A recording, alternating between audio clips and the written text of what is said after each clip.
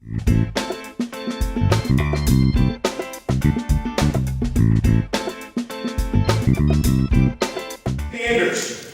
And there's nothing we just started doing called non-negotiables. Non-negotiables and standards are probably pretty similar to the same thing, but I think non-negotiables is a different term.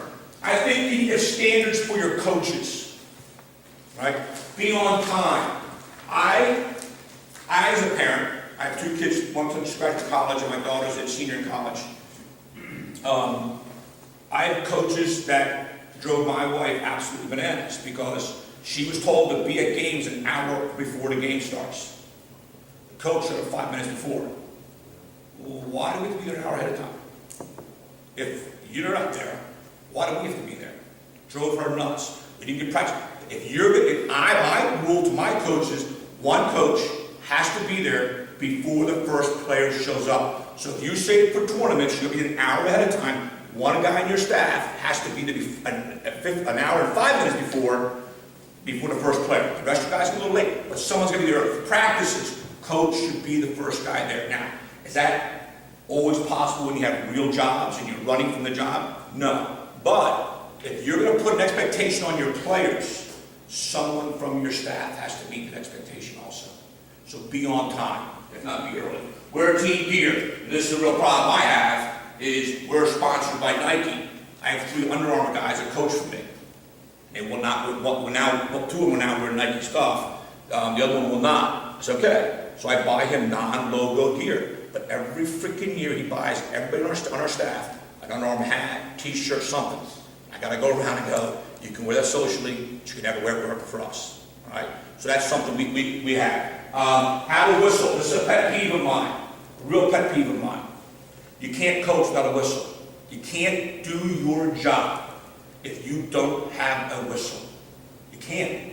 The game starts in a whistle. How many times do you see your players in the game stop playing before the whistle ends? Happens a lot in youth league.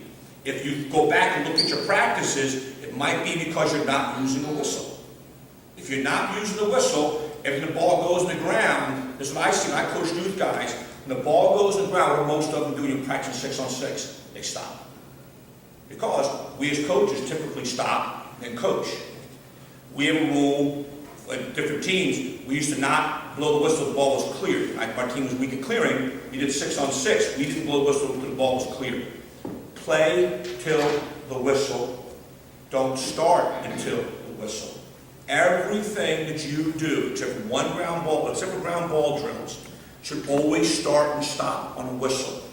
If you can use ground ball drills, because when the ball goes in the ground, that's the key to start play, that's different. All right? But everything else you have to have a whistle. All right? You can't coach, you can't do your job if you didn't have a whistle. And you should have a practice plan. Yes? Do you suggest that only the head coach uses the whistle? No. No. Definitely not.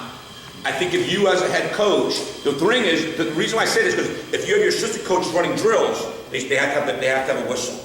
If you as a head coach want to be the only one that starts and stops things, that's okay. So when you scrimmage, go 6-on-6, or you're involved with them, the assistant coaches can bury the whistles. But if they're going to run drills separate from you, they need to have a whistle. Have a practice plan. This is my point of emphasis here with our group, is you have to have a practice plan. And I think the thing I learned when I went from college to high school was I had to do the practice plan the night before. You know, in college, we spend 2 hours a day planning our practices.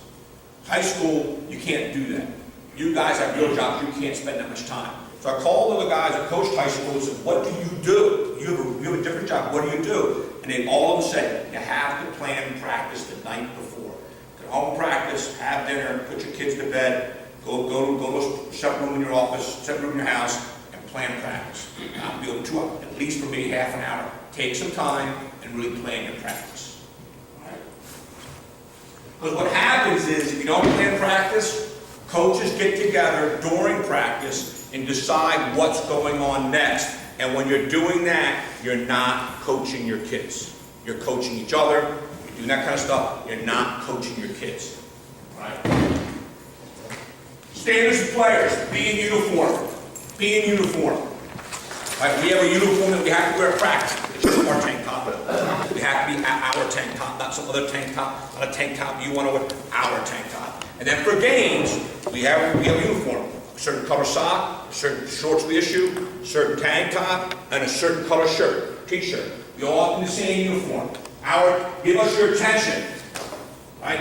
I mean, I talk about the kids, you look in line, and your coach talking to him, and he's looking up here over there. You give us your attention, as we expect of you. Our team is your priority.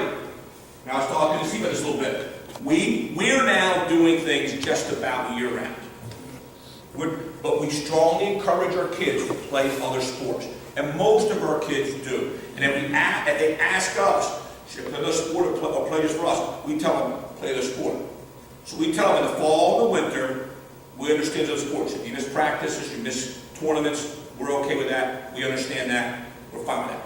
Come springtime, we expect you to beat everything. Now, you've got band, you've got school play, you've got science, it's called Science of Tomorrow, or Science on Display. Every 8th grader has to do a science project at nighttime.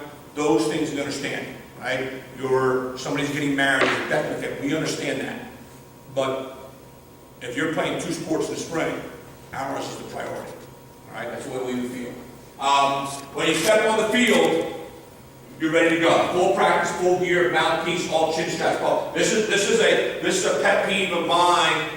Is the all chin straps buckled? I can't stand it when the pros do it. To me, it's casualness. It's this in disease called dudism, right? And if your program or your team gets a couple guys with dudism, it can be a disease that spreads to everybody, and you're in a lot of trouble. And once dudism infects your team, it's hard to get rid of.